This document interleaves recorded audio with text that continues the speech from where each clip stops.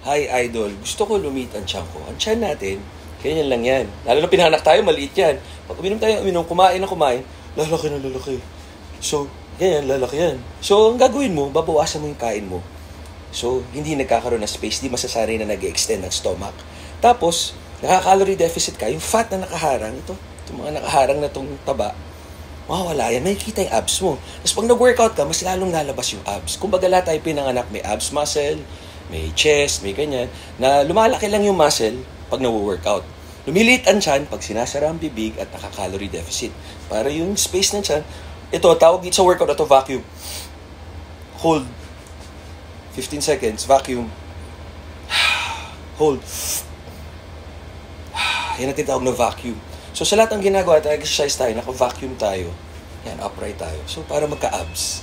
Tama kayo, mali ako, I'm not your doctor. Do what works for you. Sana nakatulong. Bam!